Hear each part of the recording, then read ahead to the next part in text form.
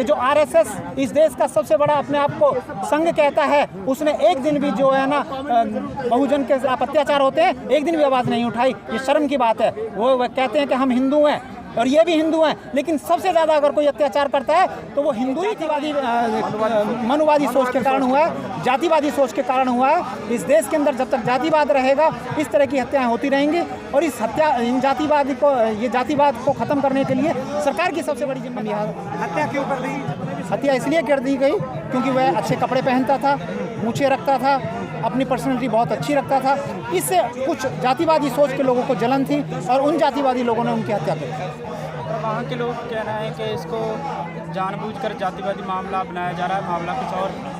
ये ऐसा है, ये सरकार का हमेशा से ही अपने आप को बचाने के लिए ये स्टंट रहा है उनका कि जो है ना बस इसको जो है ना किसी भी तरह से इसके मामले को हम घुमा दें जिससे कि हमारी जो जिम्मेदारी है वो बच जाए। लेकिन मैं बताना चाह रहा हूँ कि अगर कांग्रेस ने इसके ऊपर कुछ मुद्दा नहीं उठाया तो कांग्रेस सरकार भी वहाँ से जाने वाली है, क्योंकि राजस्थान के अंदर बहुत ज़्यादा विरोध हो रहा है इसका और आने वाली 2 तारीख को वहाँ एक बहुत बड़ा प्रदर्शन भी होगा जिसमें मुख्यमंत्री का घेराव होगा।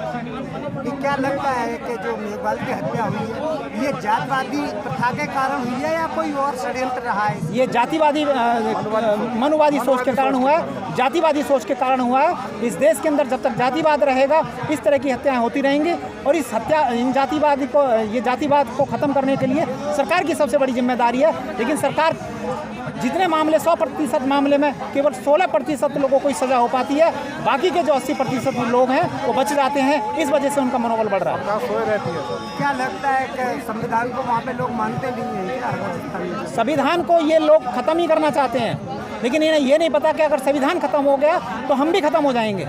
इस देश के अंदर अराजकता का माहौल होगा और ये चाहते हैं कि ये जो बहुजन समाज के लोग हैं, जो युवा हैं, वो नक्सलवादी बने, वो आतंकवादी बने और इनको जो है ना वो आतंकवाद में झोंकना चाहती है, इनको पीछे ले जाना चाहती है और हम इसका पुरजोर विरोध करते हैं। आज क्या क्या मांगों को लेकर आप जंतर मंतर पे आए हैं? हमारी मांग ये है कि पूरे भारत के अंदर दलितों के ऊपर जो अत्याचार हैं वो तुरंत जो है ना गृह मंत्री उनको सख्त आदेश दे, उन्हें रोकने के आदेश दे और जो कार्रवाई चल रही है उन पर सख्त से सख्त उनको सजा दी जाए।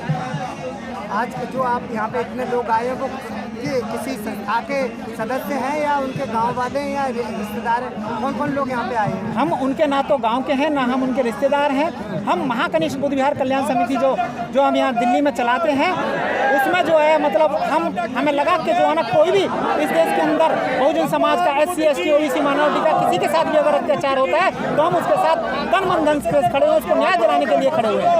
ये लड़ाई और आगे कहाँ तक लेकर जाएंगे अगर इस लड़ाई पे उन लोगों ने साथ नहीं दिया? बिल्कुल हम इसको वो आगे पूरे देश के अंदर लेके जाएंगे और ये जो जब तक उनको न्याय नहीं मिल जाता उसके परिवार को एक नौकरी मिलनी चाहिए, उसके परिवार को 10 करोड़ की मदद होनी चाहिए और दोषियों को सख्त फास्ट ट्रैक में अदालत में मामला चला के उनको फांसी की सजा होनी चाहिए।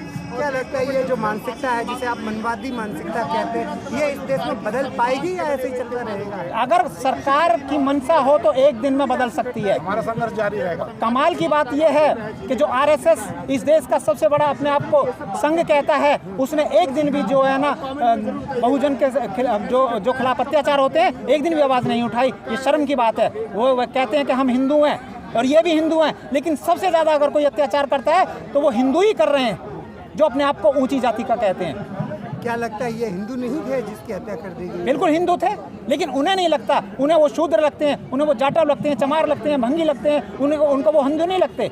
वो केवल वोट लेते समय हिंदू लगते हैं। ये देश की मानसिकता है और इस देश ये जो हजारों साल गुलाम रहा देश का कारण यही रहा जातिवाद के कारण, क्योंकि जिम्मेदारी एक आदमी ने ली केवल इस देश की रक्षा के लिए और वो हमेशा बिकते रहे। इस देश के अंदर जितने भी आक्रमणकर्ता आए उनके वो जो है ना उनकी जो है ना रिश्तेदारी करते रहे, उनको जो है ना अपने बहन बेटियां देते रहे और सत्ता में हिस्सेदारी रही। उस कारण जो ये हजारों साल देश गुलाम रहा।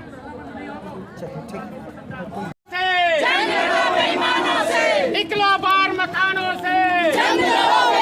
से राजस्थान सरकार मुर्दाबाद, मुर्दाबाद, मुर्दाबाद। राजस्थान सरकार मुर्दाबाद, मुर्दाबाद, मुर्दाबाद। जितेंद्र मेघवाल के हत्यारों को फांसी दो, फांसी दो। जितेंद्र मेघवाल के हत्यारों को फांसी दो, फांसी दो।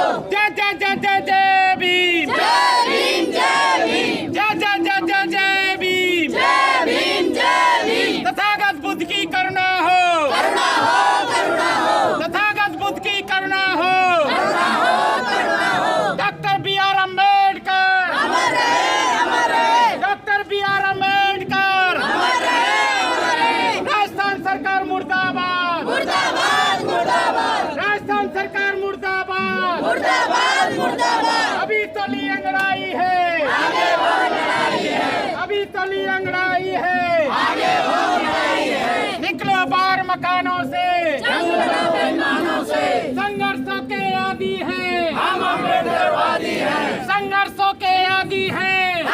अम्बेडकरवादी हैं, सीने ये फौलादी हैं, हम अम्बेडकरवादी हैं, सीने ये फौलादी हैं, हम अम्बेडकरवादी हैं, इतना बार मकानों से जंग लड़ो बेईमानों से, अभी तली अंगड़ाई है, आगे और लड़ाई है, अभी तली अंगड़ाई है, आगे और लड़ाई है।